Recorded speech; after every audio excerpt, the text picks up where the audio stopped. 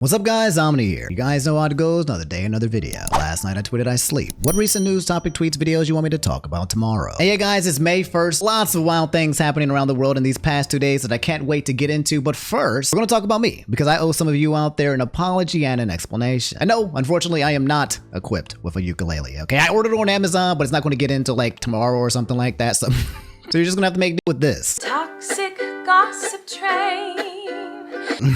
Chugging down the tracks of misinformation. Unironically, that song actually is my jam. I love it. But jokes aside, on Monday, I covered an update to the whole illymation situation that just went down. And in that segment, I pretty much said, I'm done.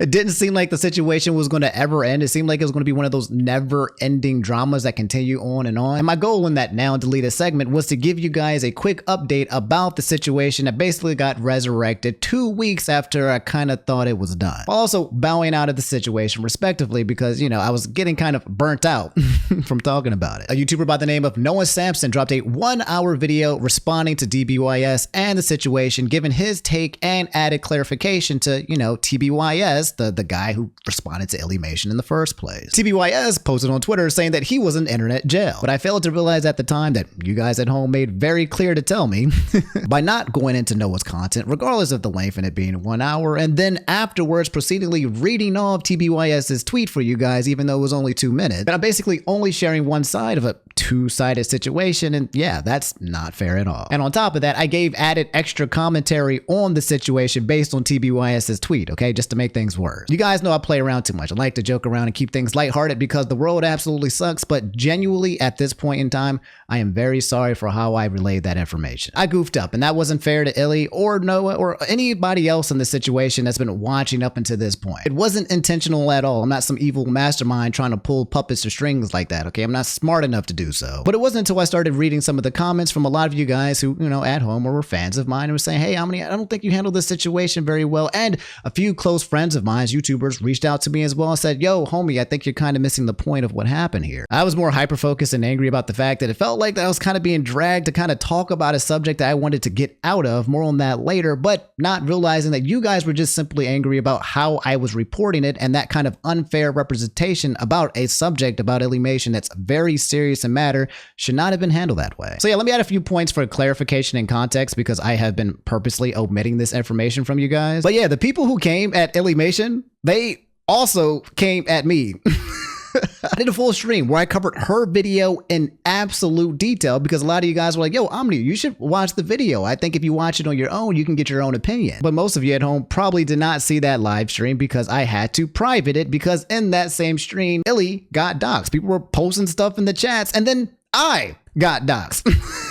Or at least they tried. Someone sent an actual pizza to my old apartment unit. And a lot of other things happened to me that I'm just not going to get into, okay? But yeah, that shit was pretty wild. And I realized at that point, I was like, nah, I'm out of this. I don't want the smoke. I don't want to, I don't know what's happening here, but I'm getting the hell out. Mind you guys, although I disagreed with a lot of her points and criticism about food, fitness, and diet, none of that was like enough to make me hate her or something like that. While I was watching her video, I was mainly like, no, girl, you're on the cusp, okay? The gym bro in me was coming out. I was like, you're not losing weight because you're putting on muscle.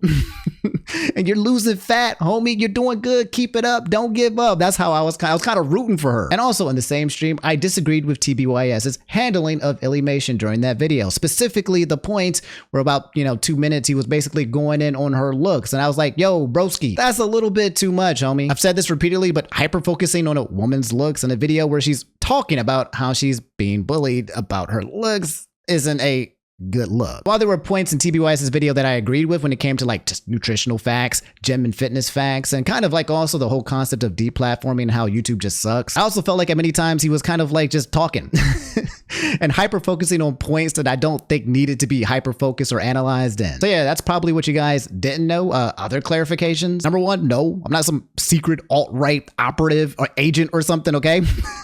I don't like politics. I don't like the left. I don't like the right. I hate politics and everyone in it equally, okay? For God's sake, please do not put me in that bucket, okay? I don't have any alliances. I don't have any friends. Leave me alone. Number two, I had no idea that Noah Samson and TBYS had prior beef. I had no idea that I was stumbling into like season 3 of an anime between this family squabble between these two. And there's no way that I want to be caught in the middle of that. Number 3, I'm not aligned or on anybody's side here, okay? I feel like a lot of people were kind of throwing out that verbiage and I'm like, huh? I don't even know these people. I do get now though how that can be construed based on how I reported the information on Monday. It makes sense why you guys probably came to that conclusion, but nah, I don't got any of that. I hate everybody equally, okay?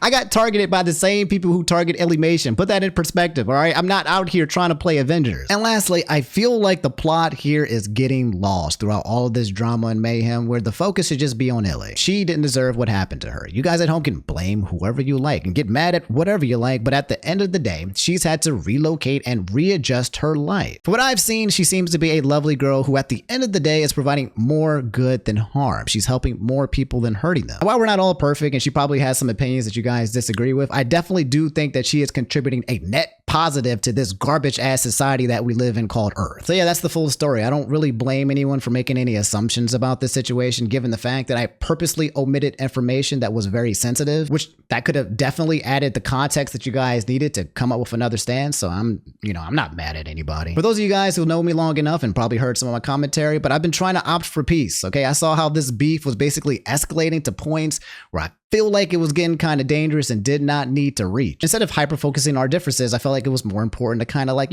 focus on what makes us the same. But it's not about me, right? I'm not going to come out here with like main character syndrome and try to insert myself into the situation just because I want things to turn out a certain way. I'm not that naive. If you guys at home want to continue supporting Ellie, she has a GoFundMe called Legal Fees for Breaking the Lease, and she's already raised the goal of $5,000. But yeah, if you guys want to continue to donate to help the homie out, I'll put the link in the description below. And that's it, okay? I promise you guys I had no ill intentions throughout this entire process. There's nobody's necks that I was going for. I feel like for the majority of the point, I don't really like hate people or try to bring out the pitchfork and stab people left and right kind of thing. That's kind of just always been my persona and energy. But I also know that a lot of you guys at home just don't know me, right? We don't have this parasocial relationship where you can just see into my brain and know exactly what I'm thinking. So yeah, once more, I goofed. Okay, I'm not too proud to say that I made a mistake. I've done so plenty of times in the past and say sorry. I think it's very important for us to look back at the things that we do and not be too prideful to ever to take a step back and be like, yo, dog, you shouldn't have done that. Not too proud to say that I messed up. Okay, I cover hundreds, if not thousands of stories over the years and years of doing this. And yeah, I'm going to get some stuff wrong and I'm going to do some things now in the past and probably in the future that I probably did not do properly. And when that does happen, I appreciate you guys owning it up to me and letting me know. I'll take that step back. I'll make that apology. I'll say sorry because I'm not so proud to know that I can't mess up here. And that's it. That's the situation. Illymation, if you're watching this video, homie, I hope that everything goes well for you. And I'm sorry if there's anything that I did to contribute towards that situation to make you feel worse. For my fans out there who called me out, I appreciate you guys, okay? Don't let me get too crazy out on these streets. And if I mess up somewhere, if I don't see something, you guys can be my blind spots to help me get a different perspective, all right? So I appreciate all of you guys at home. And I think that wraps everything up. I think the TLDR, moral of the story of the situation was like there was way too much dip for my chip. Okay, I had no idea that this thing went down like iceberg levels of becoming like astronomical in the way it is, and I'm pulling myself a J. Cole and I'm hitting out. All right, for real. Again, I'm sorry if I offended any of you guys at home. Okay, not my intention. I'm not that guy. All right. But you know who is that guy? Freaking Kendrick Lamar. That's right. The whole internet beef between Drake and Kendrick took a crazy freaking turn yesterday when Kendrick dropped the wildest diss I have heard in quite some time talking about Drake. And this man, Kendrick, called Drake every name that you can think in the book of calling people names. Probably impossible for a lot of you guys to not know what happened here because it was trending like worldwide everywhere. But in case you guys didn't know, Kendrick Lamar was in some beef with Drake. He dropped a diss track with this guy named Metro Boomin, and he was like, hey, it's not Big 3, it's just Big Me. And then it started this whole battle where J. Cole came in and then he dipped out. And then Drake came in and dropped a diss track, and then Rick Ross responded and came a diss track and yada. And then it started dying down. Something happened with like Chris Brown and Quavo, and I was like, all right, it's over. And then on a random Tuesday freaking morning, Kendrick Lamar dropped a diss track titled Euphoria. This video is #1 on trending, has 7.7 million views in 24 hours. It's 6 minutes long. And let me tell you, oh my God, this was one of the greatest diss tracks I have ever heard. It's the reason why I like internet rap beef, because it brought Kendrick Lamar to come out to make music for the first time since 2022 from his last album. And oh my, it is such a banger. I obviously can't play it because I'll get copyright striked immediately for it. I actually streamed it on Twitch, and I think that part got muted as well. But yo, my mouth was wide open the entire time. This man went in. I had tweeted, so Kendrick basically called Drake a gay, white, fatherless, deadbeat, snitch, liar, zesty, cringe, bitch on a Tuesday morning. And I did not randomly choose those words, okay? After going on Genius and breaking everything down, this was exactly what he quite literally used the word bitch. He said, Drake, you're a bitch. No cutting the words at all. Just quite upset it. And apparently I didn't catch it, but he also called him a pedo. The whole concept of the title of the video is called Euphoria, in which Drake is apparently a producer for that TV show, Euphoria, where it's about, you know, underage kids having sex. And I ain't know all about that. But Kendrick is poking a lot of holes at that. I'm surprised he didn't break the whole Millie Bobby situation thing, where apparently Drake was messaging her when she was like 14 or something about dating advice. Maybe he's got some more ammo in the stock or whatever, but oh my Lord. There was one part, let me read the lyrics for you. I'm only going to get to the ones that scared me, okay? And a lot of this scared me, bro. There was one part where he said, don't speak on the family, Crody. It can get deep in the family, Crody. Talk about me and my family, Crody. Someone gonna bleed in your family, Crody. Brother, what do you mean someone's gonna bleed in his family, Crody? Okay, oh my God. Can we not, bro? If I'm like Drake's mom or sibling, I'm like, Drake, can you not, bro?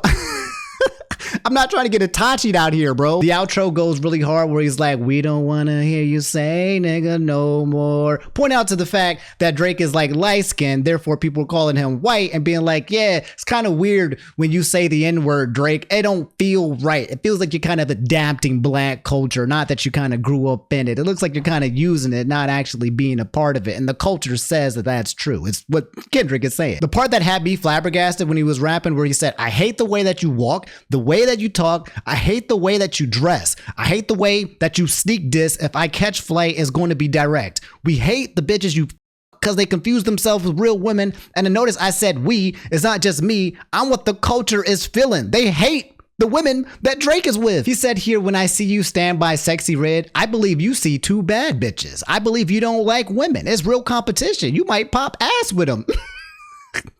Saying he's out here twerking with Sexy Red, calling him zesty. And this is just me talking about it, right? From the Genius lyrics, okay? When you listen to this song, when you hear like Kendrick, actually the way he talks about it, you're like, oh, this sounds personal. This man really don't like this man. The gang himself, Akademiks. If you don't know this dude right here, this goon, right? He's the guy that's profiting the most from all this beef, okay? He was like Drake's #1 fan. He was like day 2, day 3 of Kendrick Lamar not responding. Where you at, Brody? Where you at, cuz? He's just been instigating this whole thing, right? And people have been absolutely eating it up and loving it up. And then when he was actually listening to the video, he was just like, oh my God, my guy is getting cooked. Oh.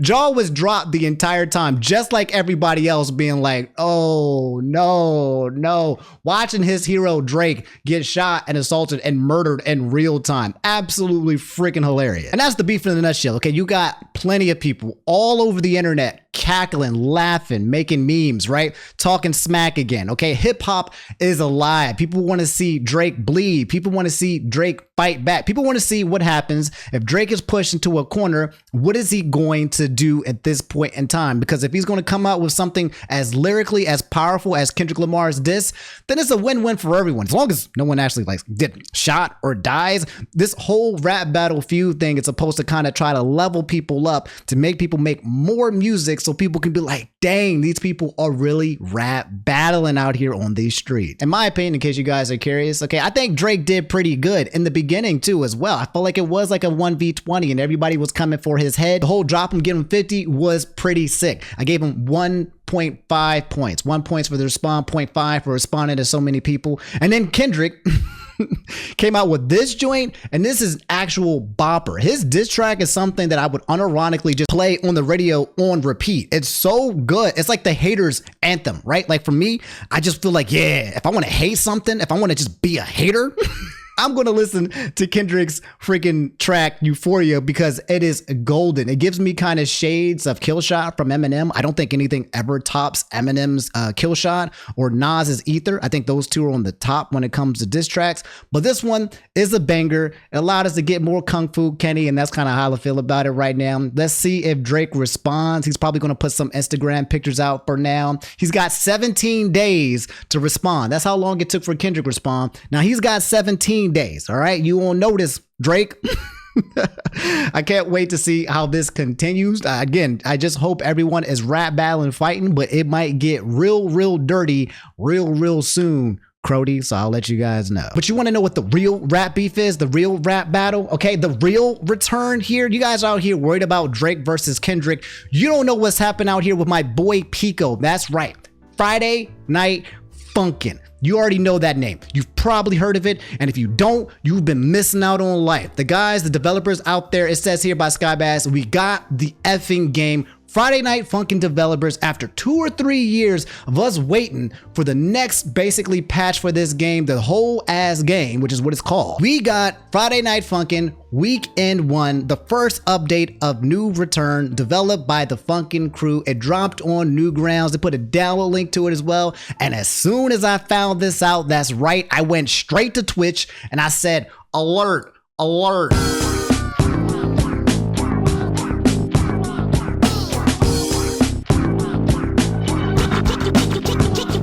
You guys don't understand, all right? Friday Night Funkin', that's Twitch Omni. For those of you guys who don't know, twitch.tv. Oh, I have not been alive. I've been dead inside for the past 2 years when it comes to gaming, traveling from game to game, trying to figure out what's going to give me that spark, that aliveness that Friday Night Funkin' was back in the day 2 or 3 years ago. Oh my God, man.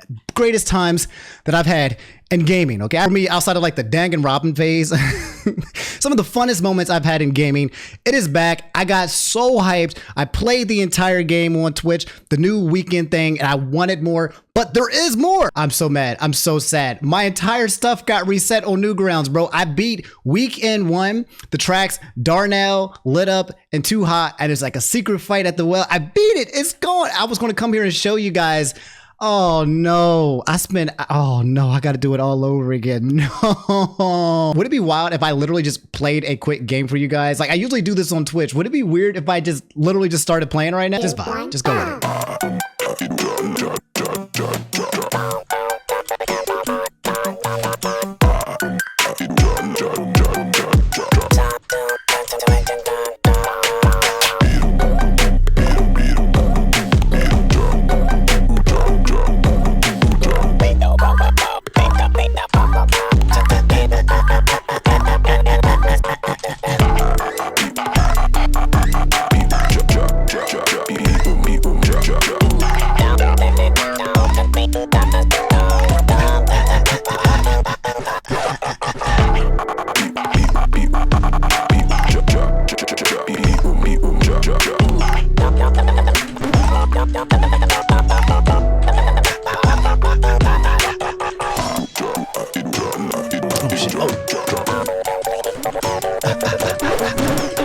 I'm rusty. It's early.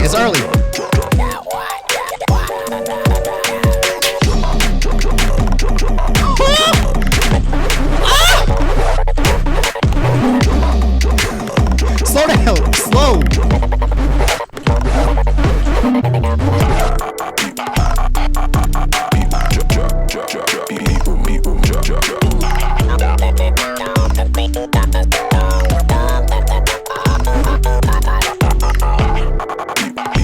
Don't lose in front of the homies. Don't lose in front of the YouTube homies.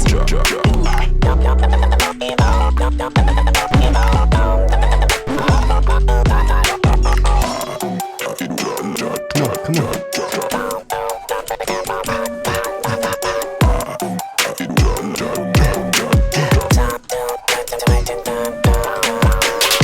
Okay, I ain't ready.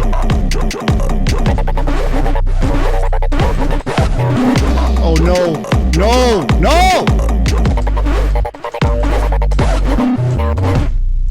Easy.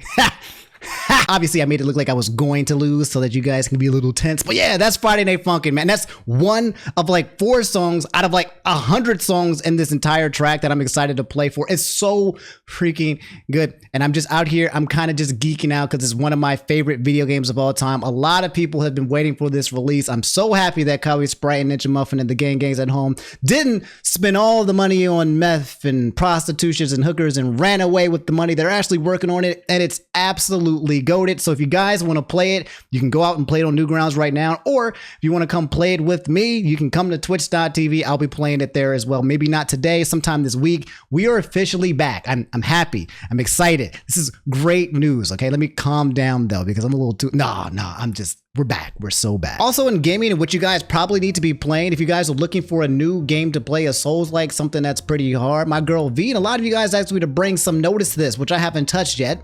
She said, I feel like a video game segment might be coming, so I just want to say everyone should play Peak, another Crab's Treasure. You guys have probably seen this when it comes to a lot of the directs. They've been showing this bad boy off a lot, but it's basically a game where you play as a crab and it's kind of like a Souls-like, but you're a crab and you're underwater. You put on a helmet and you fight the underworld world, and apparently it's pretty good. V is vouching for it. She's got great taste in games. In the comments they say in base, vouch, I just finished 100%ing the game. Is so perfect. Guys, if you need something, right? You're trying to fill that void, you feel like you're bored, you don't know what to do, you just need a game. Apparently, it's pretty cheap too.